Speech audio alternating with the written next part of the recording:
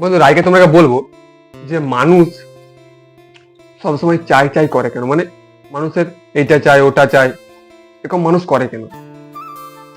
দেখো, মানুষের এই মানে কামনা বাসনা, এটার জন্য মানুষ এই জড়জগতের বন্ধনে বদ্ধ হয়ে যায়।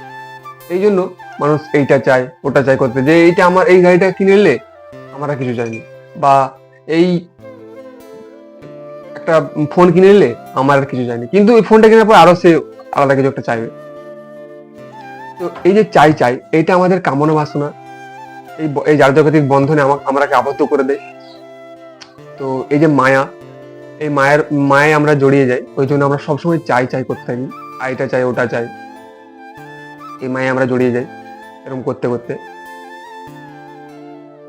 তো এইখান থেকে যদি বেরোতে হয় তো আমরা কি করতে হবে? এই চাই চাই, এই চাওয়া পাওয়াটা সবসময় শুধু এইটা চাই ওটা চাই, সবসময় চাওয়া পাওয়া আমাদের মধ্যে লেগে রয়েছে, এইটাকে আমরা কি করে আমাদের মন থেকে, আমাদের ভিতর থেকে কি করে আমরা এটাকে একবারে শূন্য করে দেবো আমরা? তো এটা শূন্য করার একমাত্র পথ হলো পরম পুরুষকে ডাকা। কারণ পরম পুরুষ, পরম পুরুষকে ডাকানো ছাড়া আর কোনো এটার পথ নেই, এটা ছাড়ানোর বা এটা শূন্য করার, আমাদের ভিতর থেকে, আমাদের মন থেকে, আমাদের জীবন থেকে। তো প্রথমে আমরা কি করতে হবে? পরম পুরুষকে রাখতে হবে, পরম পুরুষের সাধনা করতে হবে।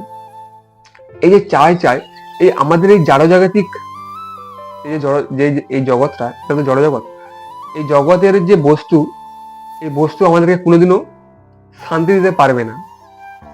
একটা যখনই একটা জিনিস কিনবো বা কিছু একটা নেবো, তখনই আরো আলাদা মন হবে নিয়ার। এই জড়জাগতিক আমাদেরকে কোনোদিনও শান্তি করতে পারবে না, কারণ আমরা অমৃতের পুত্র। অমৃতের পুত্র মানে পরম পুরুষের পুত্র, পরম পুরুষের অংশ আমরা। তো একমাত্র যেহেতু আমরা পরম পুরুষের অংশ, তাহলে পরম পুরুষে আমাকে শান্তি করতে পারবে, এই জড়জাগতিক কোনোদিনও আমাদের শান্তি করতে পারবে না, কারণ আমরা তেনার অংশ। ওই জন্য জড়জাগতিক যে বস্তু, এটাই আমরা শান্ত হব না, আমরা আরো চাই চাই করতে থাকবো। তো একমাত্র এটা থেকে নিস্তার পাওয়ার পথ, আমাদের জীবনে এই চাওয়া পাওয়াটা এটা একদম শূন্য করে দিবে, একজনকে রাখতে হবে, সেটা হলো পরম পুরুষ।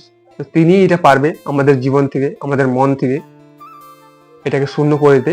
আর এই জড়জাগতিক পৃথিবী, এই পৃথিবী কোনোদিনও পারবে না, কারণ এটা জড় বস্তু দ্বারা, সব জড় বস্তু। এখানে জড় বস্তু যত আমরা পেতে থাকবো, তত আরো পাওয়ার আশা আমাদের মধ্যে জাগতেই থাকবে। ওই জন্য এই জড়জগতের কোনো জিনিস আমরাকে এই চাওয়া পাওয়াটা আমাদের মন থেকে, আমাদের জীবন থেকে শূন্য করতে পারবে না, একমাত্র পরম পুরুষ ছাড়া। কারণ আমরা পরম পুরুষের অংশ, পরম পুরুষের পুত্র, তাই পরম পুরুষকে ডাকতে হবে। তো আজকের মতন এখানেই বন্ধুরা।